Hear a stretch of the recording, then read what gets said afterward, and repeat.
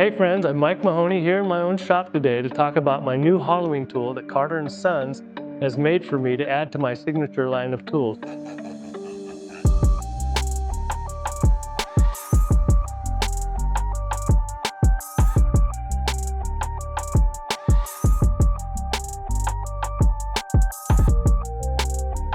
Today I'm going to show you each component of the tool and how it works and what it does for it. Let's take a closer look at the kit. The kit could be purchased all as one set, or it could be bought in individual pieces. To start with, let's take a look. This is the brace. Now, the brace is going to hold the tool here, and the brace basically takes all the force of the cut. Normally when we do hollowing, whatever the distance is from your cutting edge, you need 10 times that length behind the tool. And this brace definitely takes all that away. Now, another part of the tool, this boring bar here, and this is called the workhorse. This is going to do all the hollowing where we need a straight line to it. The other part here is the Swan neck, and the Swan neck will get us around the corner of the hollow form that we're doing. And that's pretty much the main components. So let's talk about the cutters that go onto the tool. We have a Swan neck, a radius cutter, and then a straight swivel cutter that is probably going to be the most used, and it's very aggressive and it hollows out a lot of wood at one time. And of course, we're providing a tool holder. We're going to put those radius scrapers and the straight scraper right on this, and it'll make it a lot easier to sharpen. I've got this nice piece of Claro walnut here we're going to make our hollow form from. I'm going to mount it here with a screw center. There's the screw. Put the tailstock up, make a pleasing shape, and then we'll hollow it.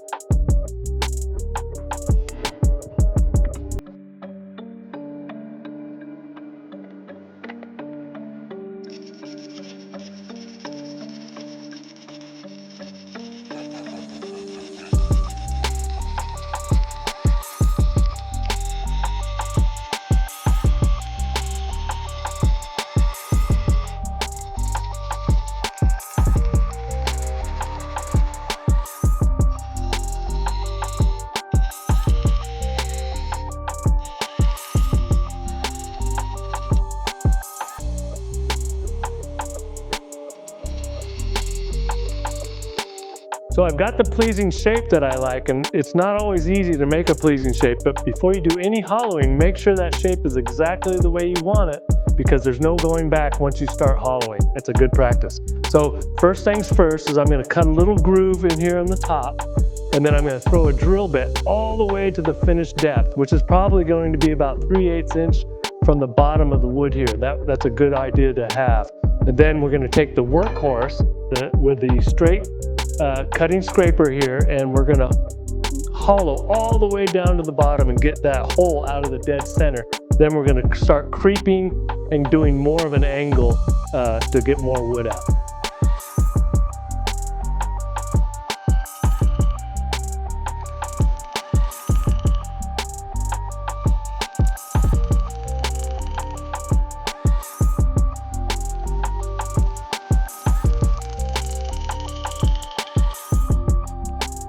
Now make sure we slow up our speed when we throw our drill bit in.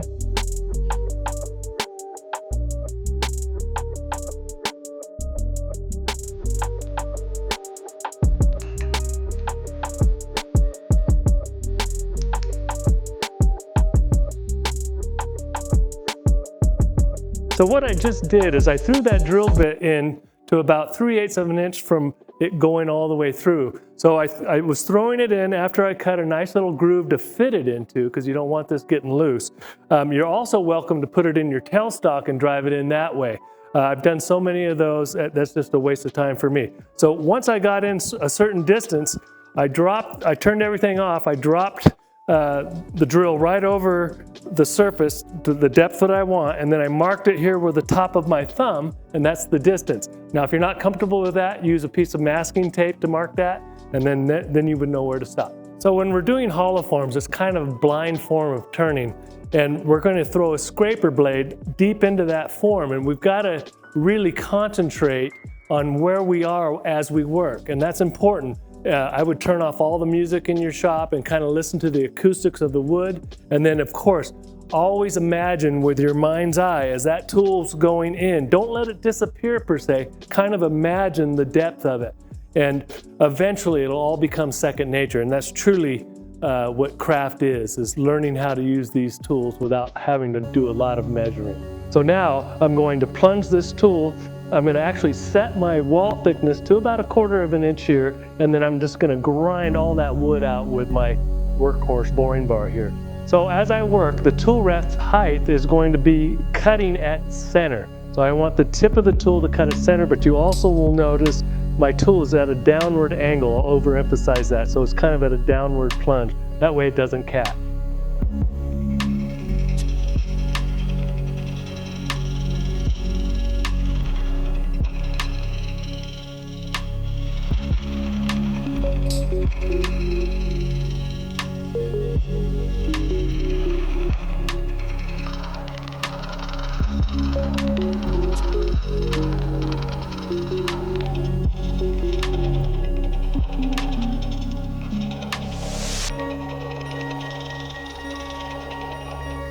So I've done quite a bit of hollowing right now.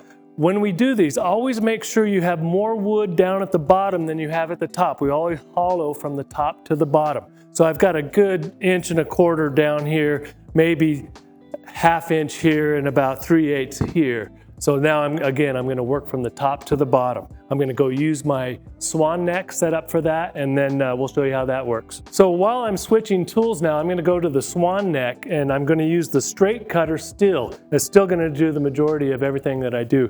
All these tools are stainless steel, 3/4 inch. The cutters are M42, so they're going to be really sharp and stay sharp for a long time. And the reason I chose this particular wood is because it's beautiful. It's got all kinds of swirly grains in it, some marbling here that would be typical of this species of walnut. So the Swan tool is unique. We've got this obvious bend here. While we work, we're going to work with the tool rest on the straight part of the tool back. We won't put the tool rest up in this area here at all. So we're going to back up the tool rest a little bit here, and then we can work into it. Now also, this swivel is important. Depending on your form, and this is a very simple form, if it's really complicated and maybe it's really looped like that, you might have to swivel this over more. You'll know it as you work with it. But for this particular form, it would barely be any swivel to it, just kind of straight on. And you'll know that as you work, what the right angle is. Because if it's not cutting, not getting around the corner, then you just make adjustments here. So while I'm working, I'm keeping the hollow form moist with a little spray mist of water. And what that does is keep it from checking. On these hot summer days like it is here today, I always want to keep that cool and wet. And every 5 minutes, give it a little bit of spray and you'll be good to go. So here we are back to the gooseneck. My tool rest is far back from the form. I'm probably going to get it almost all the way down to my finished wall thickness. Then we're going to put on a teardrop cutter, and that will smooth the interior of the walls. If you're really involved with making well-crafted hollow forms like this, you're going to want to make the interiors just as smooth as the exteriors.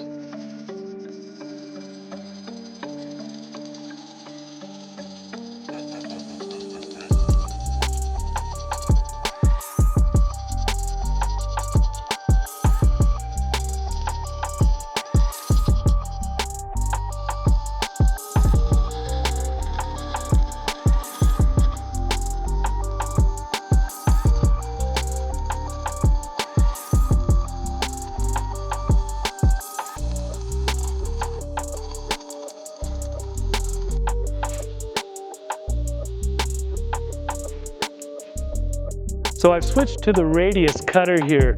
It comes with 3 cutters, and this is the teardrop, and the teardrop's a little sharper and it'll be a little bit more aggressive. And since I've done a pretty good job of thinning the walls now, I'm just going to use this teardrop scraper. And what that's going to do is any uneven spots in there, maybe some tool marks from the sharper radius cutter that we used earlier, this was going to lay the interior wall nice and smooth. And also, while we work with this form, keep it clean with compressed air, so get all the stuff out of it so you can hear the acoustics of the tool working in there. That'll tell you a lot about where you are wall thickness-wise.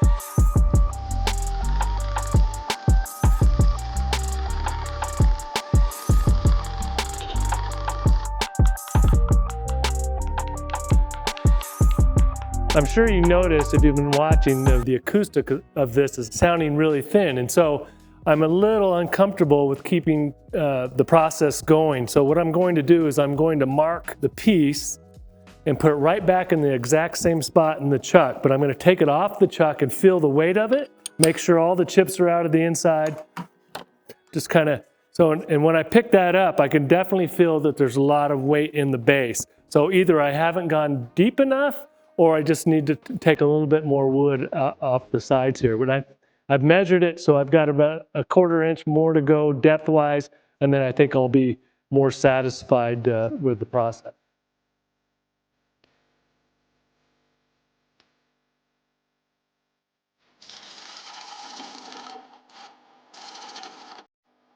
So at some point, we're going to have to sharpen these cutters. And Carter & Sons made this nifty little jig to make that happen. Now, before I went to the grinder, I would use like a 300 grit sharpening card, and I would just go over the radius of all that. And then maybe after 4 or 5 of those, I would go over to the grinder and put a totally new, fresh edge on that. So let's go to the grinder and check it out. So basically, each cutter comes with a threaded screw, and you're going to screw that down on there, tighten it, and then we're going to head over to the grinder here and set our platform at 12 degrees. And then it's just a matter of taking that radius all the way around to give us a fresh edge.